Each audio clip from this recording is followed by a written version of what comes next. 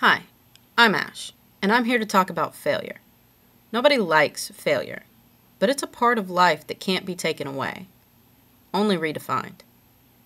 Pulitzer Prize-winning political columnist Michael Goodwin said we're losing the freedom to fail. Are we? Well, what is failure? In reality, failure is a subjective term. So what does Michael mean by failure? Let's let him tell us. Take a look at education, which is a real crisis in the United States. One of the reasons that it is a crisis is something called social promotion, where students are passed along even when they haven't mastered the material. So that looks good on paper. Everybody passes, all the tests are dumbed down so nobody fails them. Meanwhile, the kids graduate or get to college and they discover they can't do the work. Okay, let's break down what he's saying. There's a crisis in education because we're not letting kids fail grade levels, and this is bad because they're not prepared for what comes next. So, does this constitute a crisis in education? Well, let's review some facts. According to the U.S. Census Bureau, the same percentage of people that had a high school diploma in the 1950s have a college degree today. And according to the National Scholars Association, general knowledge possessed by 1950s high school graduates is basically equivalent to that of bachelor's recipients today. This is indicative of a dumbing down of America. So does this mean Michael is right? Not necessarily. This means social promotion and other changes in American education have made a recent college degree worth the same as a high school diploma from the 1950s.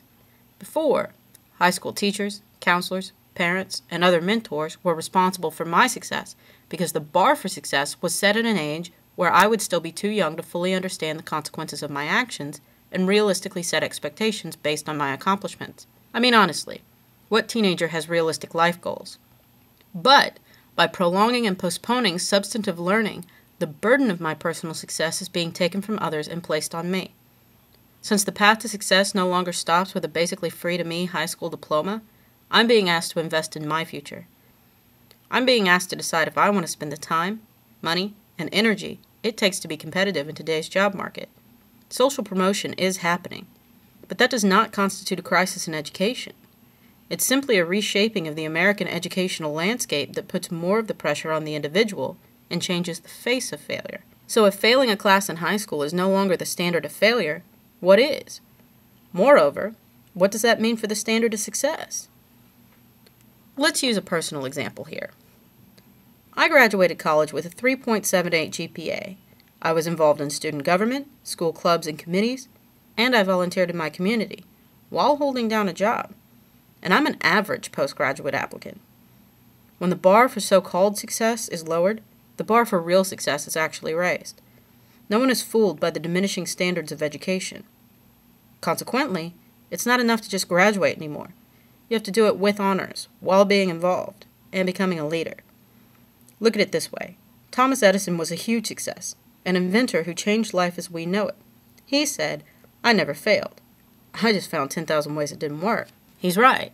I think success is pushing yourself harder and harder until you've pushed yourself past others, until you've set yourself apart. If you define failure through arbitrary standards, we can lose the apparent ability to fail by manipulating those standards. That's what's happening now in education. That's what has Michael here so upset. But failure isn't getting something wrong, or bombing a test, or even flunking a class. Failure is not working harder when your last effort didn't set you apart.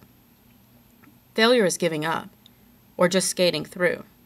And the same amount of people will always give up, or just skate through, whether they start doing it at 9 or 19.